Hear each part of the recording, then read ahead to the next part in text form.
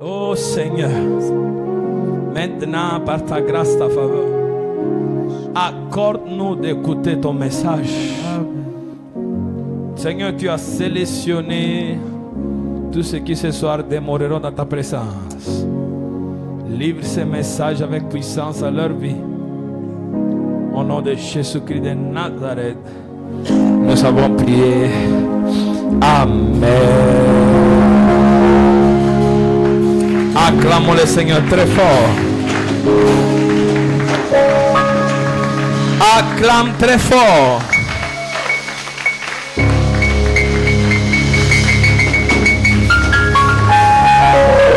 Praise the Lord. Amen. Alléluia. Ce soir, Dieu a un message pour nous, que c'est une requête que le Tout-Puissant nous adresse. Ce soir, Dieu nous ordonne, monte ici, monte ici. Le Père Céleste nous ordonne, monte ici. Déjà, ça a été anticipé par ceux qui m'ont précédé. Tu ne pourras pas rester tel que tu es.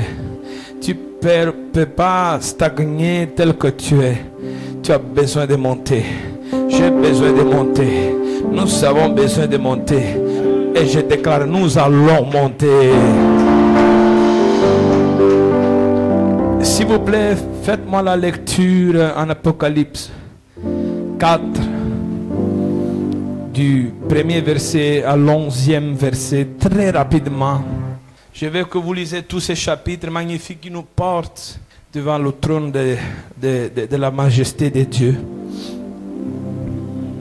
Après cela, je regardais et voici, une porte était ouverte dans le ciel. Yes. La première voix que j'avais entendue, comme le son d'une trompette, et qui me parlait, dit, monte ici, et je te ferai voir ce qui doit arriver dans la suite. Aussitôt je fus ravi en esprit, et voici, il y avait un trône dans le ciel, et sur ce trône quelqu'un était assis.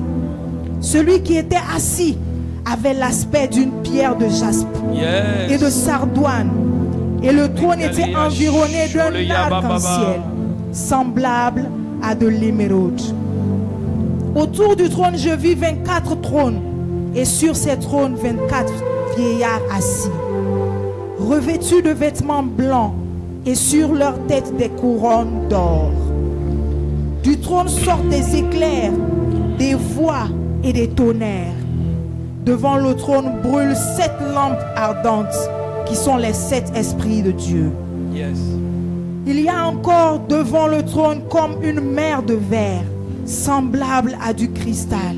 Au milieu du trône et autour du trône, il y a 4 êtres vivants remplis d'yeux, devant et derrière. Le premier était vivant et semblable à un lion.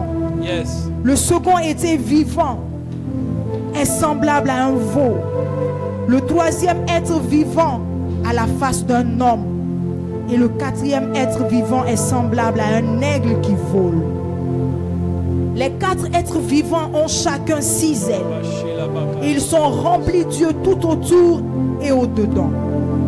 Ils ne cessent de dire jour et nuit, Saint, Saint, Saint est le Seigneur Dieu, le Tout-Puissant, qui était, qui est et qui vient.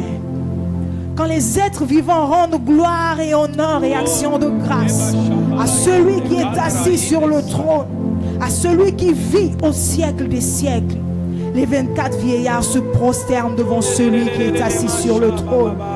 Et ils adorent celui qui vit au siècle des siècles.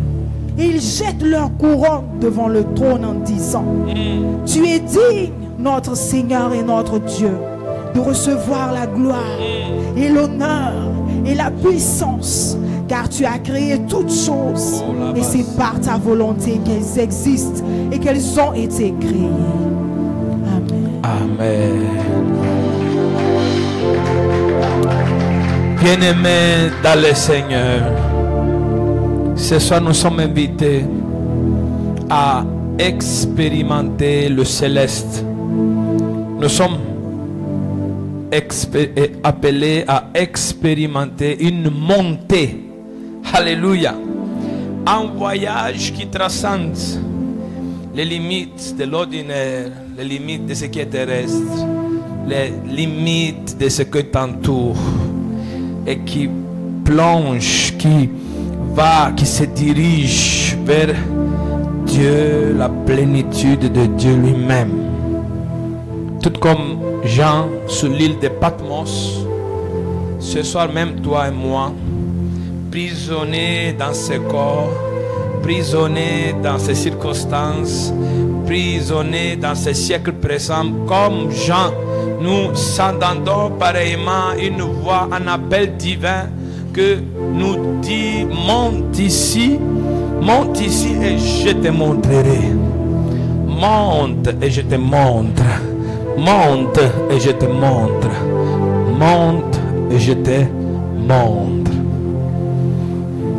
On ne peut pas te montrer si tu ne montes pas. C'est un appel à quitter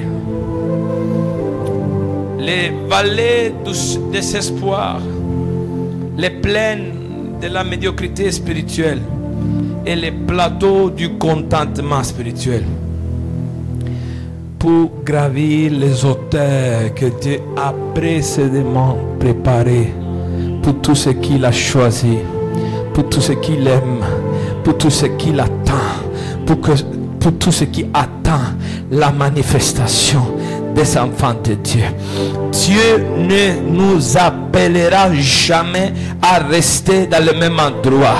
Dieu est, comme je l'ai dit dans les séminaires, un Dieu de mouvement par des monuments, un Dieu de progrès et pas de regrets. Dieu est un Dieu qui bouge, Dieu est un Dieu qui fait mouvement, Dieu est un Dieu de progression.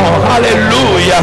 Et nous ne pouvons pas, nous ne devons pas rester pour stagner, rester pour stagner, rester pour stagner.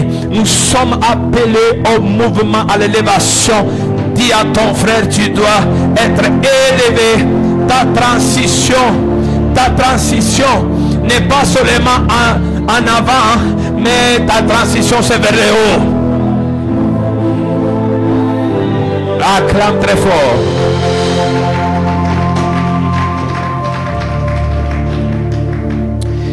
La stagnation est l'ennemi de la gloire de Dieu. Et nous servons à Dieu qui fait toutes choses nouvelles. Un Dieu qui prépare de nouvelles choses. Un Dieu qui ouvre de nouvelles choses. Un Dieu qui avait préparé le mieux pour nous. Pour tous ceux qui ont couru avec persévérance la course. Chaque saison exige une nouvelle dimension de foi. Tu ne peux pas rentrer à Canaan avec ta vieille mana. Maintenant, tu as besoin de la grâce pour t'implanter, pour t'installer à Canaan. Non, on ne peut pas amener nos vieilles bénédictions dans la nouvelle saison, nos vieilles habitudes dans la nouvelle grâce, nos vieilles caractères dans la nouvelle faveur. Tout doit changer, tout doit monter. Tu dois monter.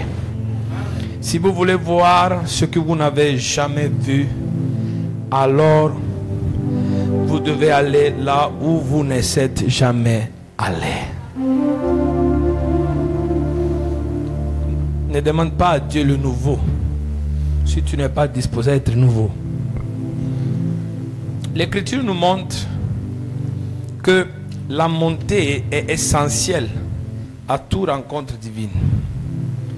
Moïse, Dieu l'appela, il a dit en Exode chapitre 24, les anciens d'Israël vont rester au pied de la montagne. Josué peut rester à côté, mais toi, monte ici. C'est toujours la même requête. Monte ici. Même Abraham, lorsqu'il fut appelé à sacrifier Isaac, a dû monter une montagne où là-bas il a découvert que son Dieu voit et son Dieu pouvoir. C'est toujours dans les hauteurs que tu découvres de nouvelles révélations de la puissance de Dieu, de la présence de Dieu. Il faut monter spirituellement. Dis Amen si tu es avec moi. Alléluia. Dieu n'appelle jamais ses enfants à rester dans les bas-fonds, mais il les attire vers le sommet où sa gloire est révélée. Quand ils ont quitté la multiplication des pains et des poissons, Jésus a pris les 3 disciples les plus intimes et les a dit: montons, venez avec moi. Il les a emmenés au sommet de la montagne, et là-bas il a été transfiguré devant leur présence, jusque même Moïse et Élie sont apparus. Le Père est descendu pour parler. Dieu au sommet de la montagne te révélé là de nouvelles manifestations de sa gloire. Et ce soir, la voix se répète: monte ici. Ce n'est pas une simple invitation, c'est un commandement que Dieu te fait pour expérimenter ce que tu n'as jamais expérimenté. Pour arriver à cette dimension, la dimension on la gagne par la décision, la détermination. La décision de ne pas rester tel que je suis et la détermination à tout faire pour devenir tel que je serai. La dimension on la gagne par la décision de ne pas rester tel que je suis et la détermination à tout faire pour devenir tel que je serai. Tu dois être un homme qui a décidé, un homme déterminé.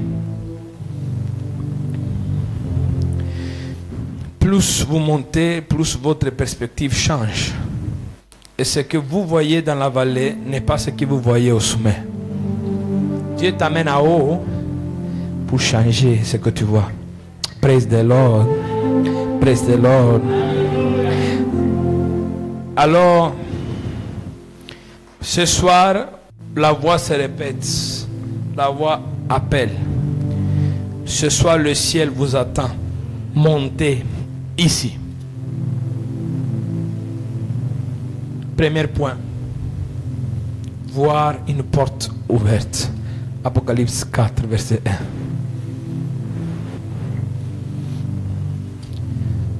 Apocalypse 4, verset 1. Après cela, je regardais et voici une porte était ouverte dans le ciel. La première voix que j'avais entendue, comme le son d'une trompette et qui me parlait, dit: monte ici. Amen. Amen.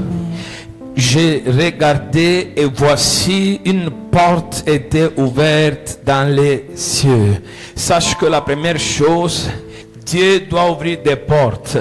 Et l'année passée, nous avons prié, nous avons déclaré pour l'année 2024 que l'année 2024 sera l'année des portes ouvertes.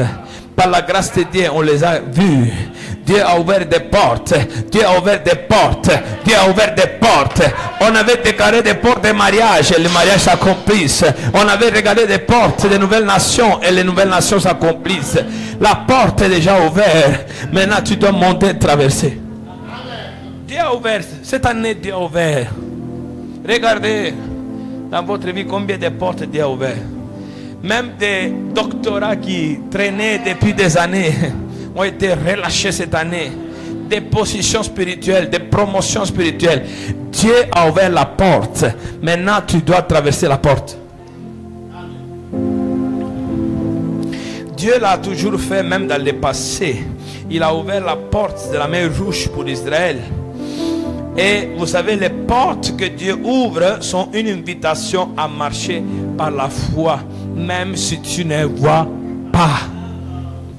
Il ne t'a pas montré Canaan, il t'a dit d'abord traverse. Transite vers l'inconnu. Si vous avez été là, amen. En fait, pour ceux qui sont ici ce soir, je suis en train de donner un cours approfondi du thème. Praise the Lord. Et les portes exigent la foi, et la foi dans une personne. La porte pour la transiter exige la foi, et la foi dans une personne. Quelle personne? La personne qui a dit je suis la porte. Son nom est Jésus-Christ de Nazareth. Tu dois avoir foi en Jésus-Christ de Nazareth. C'est lui qui est la porte. Lui, quand ils l'ont pris, ils l'ont attaché à la croix, ils l'ont percé, ils l'ont déchiré sa chair. Ils pensaient d'avoir fini avec lui, mais ils ne savaient pas que pendant que sa chair était déchirée, une porte était en train de s'ouvrir. La porte de la miséricorde, la porte de l'espérance, la porte de la grâce était en train de s'ouvrir. Jésus a dit, je suis la porte. Praise the Lord. Nous devons rentrer par la porte qui est Jésus, car elle est la seule qui conduit vers les choses de l'éternité. Et les portes, pas seulement Dieu les a ouvertes à haut, mais au travers de la porte à haut, il a ouvert les portes des nations. Je déclare que Dieu ouvre des portes des nations devant toi. Je déclare que Dieu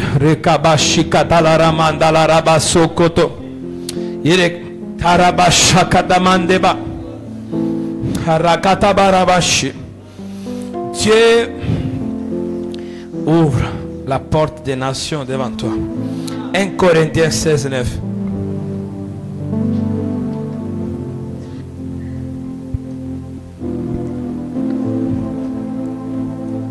Corinthiens 16, verset 9.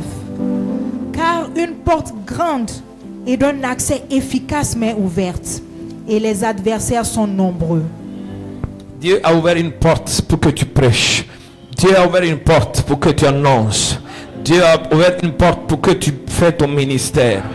Je déclare au nom de Jésus-Christ que pour tous mes fils et mes filles spirituels, des portes des nations s'ouvrent. Par le travail, par la famille, par les invitations, par les ministères. Ils verront les autres nations. Ils toucheront les autres nations. Ils prêcheront dans les autres nations. Ils ministreront dans les autres nations. Ils apporteront la gloire dans les autres nations. Recevez cela au nom de Jésus.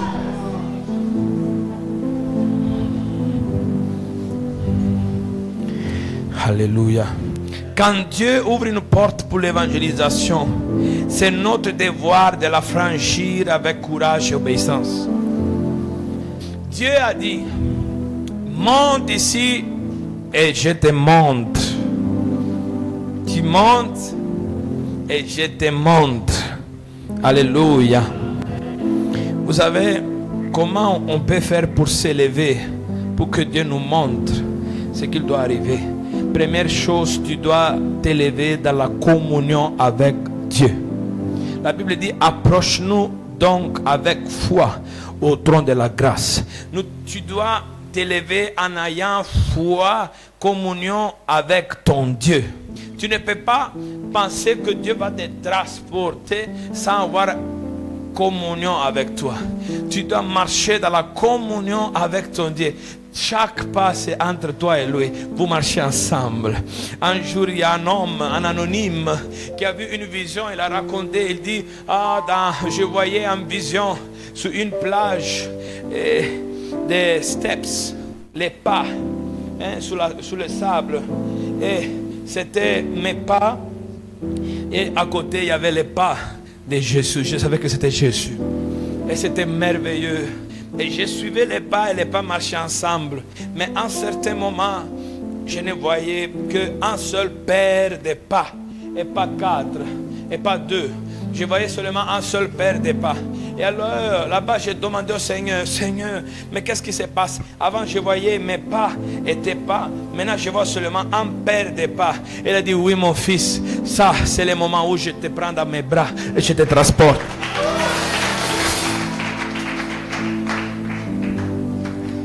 Tu ne peux pas t'élever et transiter sans la communion avec ton Dieu. You cannot do it. Alléluia. Alléluia. L'élévation spirituelle commence par une relation spirituelle intime avec Dieu dans la prière. L'élévation spirituelle commence toujours par une relation spirituelle entre toi et Dieu. Deuxième, On s'élève en priant. On s'élève en priant. Jean était en prière. Tous ceux qui se sont élevés étaient en prière. On s'élève en priant. Jésus montait sur une montagne pour prier. C'est là-bas qu'il a reçu beaucoup de révélations. Même chose Moïse, même chose les autres. La prière est l'échelle par laquelle nous montons vers Dieu. La prière nous fait monter vers le Seigneur. Et aussi, qu'est-ce qui s'est passé quand lui il a entendu l'ordre monte ici? Comment il a entendu ça? Hello? Qu'est-ce qu'il a entendu? La Bible dit qu'il a entendu une voix comme celle qui lui avait parlé au commencement. C'était la voix de qui? La voix de Christ.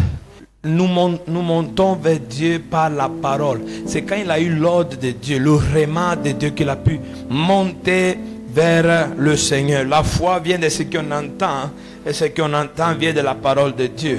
La parole de Dieu est le fondament sur lequel repose toute l'élévation spirituelle. C'est par révélation que tu t'élèves. Par révélation qu'il y a élévation. Ça c'est fort. C'est par révélation qu'il y a élévation. Écoutez, Joseph était prisonnier, esclave, accusé d'adultère en Égypte, où il y avait la peine capitale. Comment il est arrivé là où il est arrivé? Au trône. Dieu a donné une révélation au pharaon par un rêve qu'il ne savait pas interpréter. Dieu a donné la révélation à Joseph par l'interprétation. La révélation précède l'élévation. Chaque fois il y a l'élévation, ça commence par la révélation.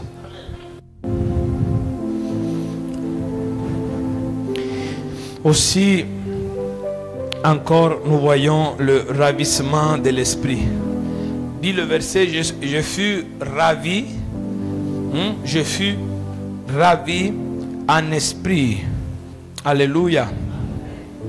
Vous savez, si la parole et la révélation sont le commencement, si la prière est l'instrument, l'esprit est le transportateur. Il fut ravi en esprit. Vous êtes fatigué? Je peux avancer. Le Saint-Esprit est celui qui élève et transporte dans les réalités célestes. Si tu ne marches pas avec l'Esprit Saint, tu n'auras jamais des expériences, des révélations, de l'élévation qui vient de la part de Dieu. Il faut te contenter de ta vie chrétienne simple qui ne fait pas peur même à un agent de Satan. Imagine-toi Satan lui-même. Mais if you really want to do something about your life, you must keep work with the Holy Spirit. Tu dois continuer à marcher avec le Saint-Esprit. Amen. Amen. Amen. Ézéchiel a été un homme qui était aussi ravi. Lui, il a fait lévitation et Dieu même l'a transporté ailleurs. Les expériences d'Ézéchiel sont incroyables. L'Esprit l'a transporté dans une vision céleste. Ézéchiel 37, 1. Ézéchiel 37, verset 1. La main de l'Éternel fut sur moi, et l'Éternel me transporta en esprit, et me déposa dans le lieu d'une vallée remplie d'ossements. Le Saint-Esprit, l'Esprit de Dieu me transportant. Alléluia. Je fus ravi en esprit. Quand l'Esprit agit, il nous amène à voir ce que nos yeux naturels ne peuvent pas percevoir. Il nous transporte. Oh, je ne sais pas si tu as jamais fait l'expérience, mais parfois tu vas les circonstances de ta vie seulement avec tes yeux naturels, avec tes perceptions naturelles, mais à un certain moment le Saint-Esprit dit c'est pas comme ça. Regarde au-delà, va au-delà, va au-delà. Et il te montre à voir les choses d'une autre perspective. Praise the Lord. Praise the Lord. Le deuxième homme qui a été ravi physiquement, pas spirituellement, physiquement, on a parlé de lui, ça fait quelques cultes. Philippe l'évangéliste, il a été enlevé par l'Esprit après avoir prêché. L'Esprit de Dieu est capable d'accélérer notre parcours pour accomplir sa mission.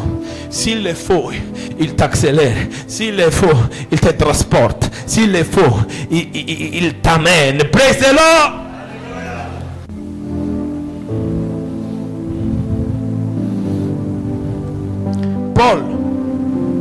Paul fut transporté en esprit. Il dit qu'il ne savait pas si c'était par un rêve ou un esprit. Moi, je crois que c'était un esprit. Il fut transporté jusqu'au 3e ciel. 2 Corinthiens 12, 2. Et il a vu des choses tellement grandes que ce n'est pas donné à un homme de les partager. « 2 Corinthiens 12, verset 2. Je connais un homme en Christ qui fut il y a 14 ans ravi jusqu'au 3e ciel. Si ce fut dans son corps, je ne sais. Si ce fut hors de son corps, je ne sais. Dieu le sait. » Les révélations spirituelles sont accessibles à ceux qui se laissent guider par l'Esprit. Il faut être tellement sensible que le Saint-Esprit peut te ravir et te faire monter. Je vous pose une question, chers frères et sœurs. Dans vos prières privées, le ciel n'est jamais descendu? Deuxième question, chers frères et sœurs. Dans vos prières privées, vous n'êtes jamais monté. Nous ne voulons pas seulement que le ciel descende sur la terre, mais quelque part nous voulons aussi que la terre monte vers le ciel. Parce que finalement, ça c'est Final Destination. C'est là que nous devons pencher vers le haut. Alléluia. Apocalypse 4, 2 à 4. Apocalypse 4, verset 2 à 4. Aussitôt, je fus ravi en esprit. Et voici, il y avait un trône dans le ciel. Et sur ce trône, quelqu'un était assis. Yes. Celui qui était assis avait l'aspect d'une pierre de jaspe et de sardoine. Et le trône était environné d'un arc-en-ciel semblable à de l'émeraude. Amen, c'est bon. Jean fut ravi en esprit. Et quelle est la première image que Dieu lui a mis devant? Écoutez, qui a jamais lu l'Apocalypse? Hein? Qui a jamais lu ça? Hello, Apocalypse. C'est dans la Bible, hein? Dernier livre. Vous l'avez lu du début à la fin. Là-bas, là, il y a des choses que tu lis là. Si tu es un peu faible là, tu vas avoir peur. Hein? Tu vas voir des dragons, des anges bizarres, des trucs. Écoutez, imaginez-vous que Dieu prend Jean, qui était déjà prisonnier à Patmos. Il le prend et l'amène voir le dragon tout de suite. Il va s'évanouir. Il faut un ange qui va le réveiller. Jean, lève-toi. Par quelle vision Dieu a commencé? Peu importe tout ce que je te montrerai, je suis assis sur le trône. Sache que je suis le Seigneur, le souverain de l'histoire. Je suis le souverain, l'alpha et l'oméga, le commencement et la fin. Même si tu vas voir des choses qui vont t'effrayer, sache que je suis au-dessous de toutes ces choses.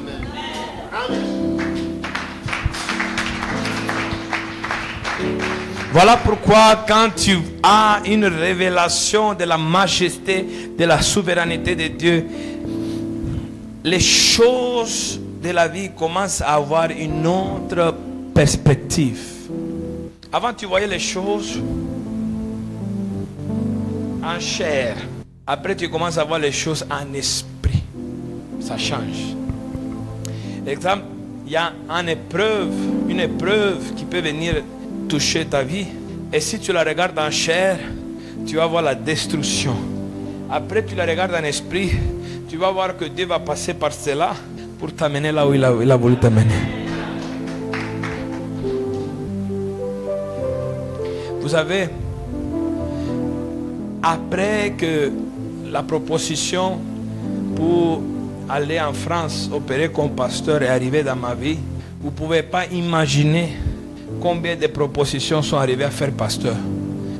En Italie, chez moi dans ma région, avec des autres dénominations. Et vous savez, parfois c'est captivant. Et je disais, pourquoi ça là? Ce n'est pas arrivé avant. Imaginez-vous qu'au moment où je souffrais, je galérais, une proposition chez moi en Sicile d'avoir deux grandes églises arrivait. Dieu peut même permettre le rejet pour te directionner, orienter. Dieu peut même permettre l'expulsion pour ta mission. Change ta perspective quand tu montes. Tu vas commencer à voir clair, à être clairvoyant. Tout ce qu'avant tu ne comprenais pas, quand tu montes, tu vas le voir d'une autre manière. Est-ce que vous avez jamais vu les tapis de prière artisanales, les vrais tapis, hein? Ceux qui ont des jolis dessins. Vous les avez jamais vus? Si vous les prenez, si vous les regardez d'en bas, le bas, ce qui touche le pavé, vous allez voir seulement des fils entrelacés, insensés, incompréhensibles. Mais quand tu le prends, tu le tends par terre et tu montes, tu vas voir un joli dessin, chef d'œuvre. Ta vie, si tu la regardes en bas, c'est seulement des entrelacs bizarres. Mais quand tu montes et Dieu te fait voir comment il voit ta vie, le dessin va sortir.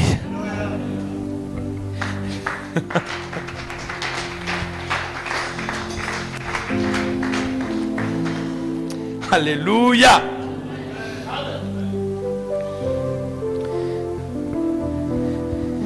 Alléluia. Dieu nous amène à voir les choses à partir de son trône. Vous savez, quand j'étais enfant, ça vous ennuie que je vous raconte des témoignages, de mon histoire je peux parler. Amen. Quand j'étais enfant, l'âge de 8, 9 ans, avant même ma conversion, j'ai eu une expérience où je fus ravi. Je ne sais pas si c'est avec le corps ou sans le corps, mais j'étais au ciel. Et il y a beaucoup de choses que Dieu m'a révélées qui se sont accomplies, sont en train de s'accomplir. Je vous assure, le ciel est magnifique. Faites tout pour partir. Amen. Mais vous savez, quand je suis arrivé là-bas, la première chose que celui qui était assis sur le trône a fait, il m'a appelé. Il m'a fait venir à côté de lui, il m'a dit, assieds-toi sur le trône. J'ai dit, non, non, non, je ne suis pas digne. Il m'a dit, assieds-toi. Alors je me suis assis sur son trône. Et dès le moment où je me suis assis sur son trône, mes habits ont changé, ils sont devenus comme ses habits. C'est à partir de ce moment qu'il m'a montré le reste. La Bible dit que nous sommes assis dans les lieux célestes en Jésus-Christ. Et Christ est assis sur le trône. D'abord, Dieu te fera asseoir selon sa perspective des choses. Est-ce que vous êtes avec moi encore? L'Éternel règne, il est revêtu de majesté. Et tu dois avoir la révélation de la majesté de Dieu. Amen. Mais on est dans la salle du trône et la vision continue. Vous êtes avec moi? Praise the Lord. Praise the Lord.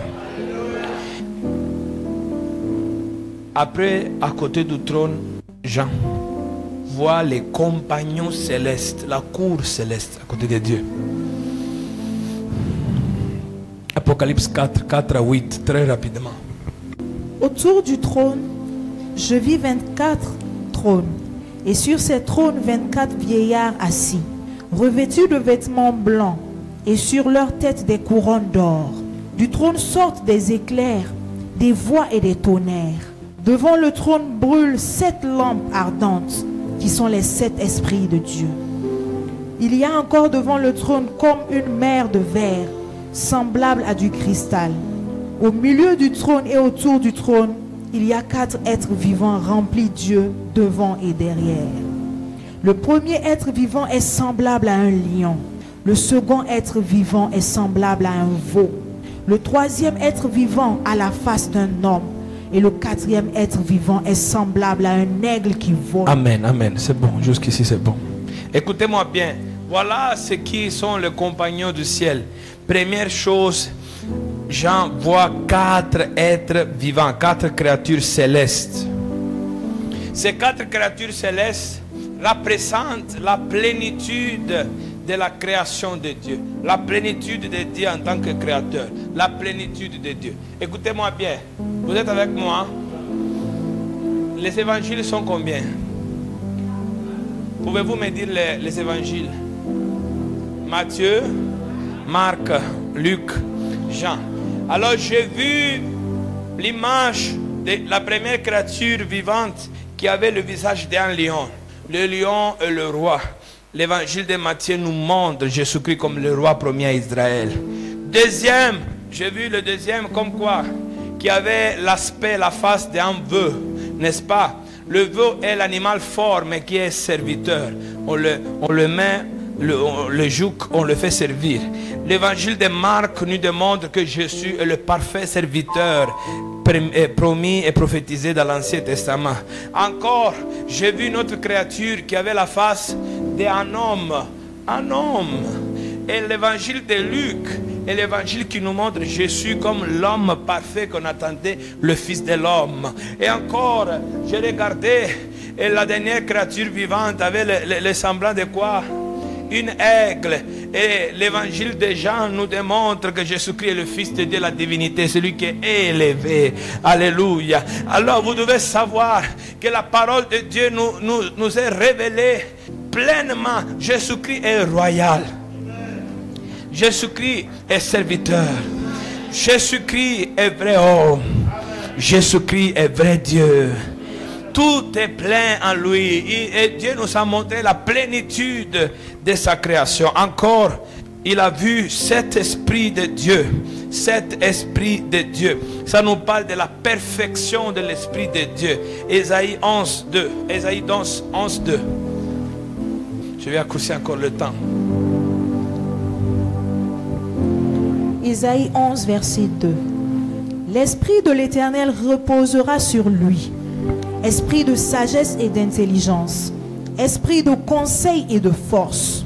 Esprit de connaissance et de crainte de l'Éternel. Alléluia. La perfection de l'Esprit de Dieu. Encore les 24 anciens. Les 24 veillards. Si les 4 créatures, c'est la perfection, la plénitude de la création. Les esprits sont la perfection de l'esprit. Les 24 veillards sont l'assemblée du peuple de Dieu. Combien d'enfants avait Jacob? Combien d'enfants avait Jacob, le patriarche?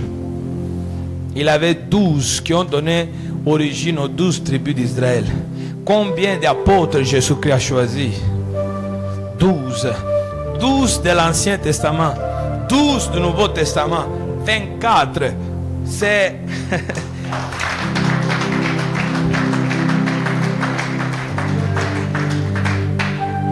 Autour du trône, tous les peuples de la foi s'unissent à l'adoration. Les croyants de l'Ancien Testament, les croyants du Nouveau Testament, unis comme un seul peuple, 24 veillards qui adorent le Seigneur. Alléluia. C'est tout le peuple de Dieu qui est là. Praise the Lord. Et toutes ces créatures, tous ces compagnons qui sont là ont commencé à chanter, à chanter, à chanter. D'abord, nous voyons qu'il y a une adoration perpétuelle qui est au-dessus de toutes les autres adorations. Saint, Saint, Saint est le Seigneur. Saint, Saint, Saint est le Seigneur. C'est la même adoration que Ésaïe a entendu chapitre 6 quand il était appelé au ministère. Les séraphins chantaient la même chose. Vous tous, vous avez connu un Dieu d'amour, mais vous savez, au ciel, ce qui nous surprendra, c'est la révélation de la sainteté de Dieu. Dieu est d'abord un Dieu saint. Et vous devez savoir que notre adoration sur la terre est un écho de ce qui se fait au ciel. Dieu est assis sur son trône. Et autour de lui, Saint, Saint, Saint, la voix part loin. Maintenant, quand Dieu tend l'oreille, il voit la planète Terre au milieu de ces milliards d'étoiles, de galaxies. Et même là-bas, il y a un écho. Saint, Saint, Saint. Notre adoration, c'est l'écho de ce qui se fait au ciel. Praise the Lord. Aussi encore, reconnaître la gloire de Dieu. Tu es digne de recevoir la gloire. Tu es digne. Adorer Dieu, c'est de lui attribuer la gloire qu'il lui faut. quand tu adores, tu es en train de lui attribuer la gloire qu'il faut. Et encore, ce que nous avons vu au ciel, nous devons le répéter sur la terre. Que ta volonté soit faite sur la terre comme au ciel. Notre mission est de refléter sur la terre la gloire et l'ordre divin qu'il y a dans les cieux. Mon cher frère, ma chère sœur, tu dois être un miroir céleste. Tu dois refléter la gloire céleste. Tu dois briller de la gloire céleste. Tu dois être envahi par la gloire céleste. Tu dois reproduire la gloire céleste. Les derniers deux points, s'il vous plaît. Et tous ont jeté leur couronne par terre.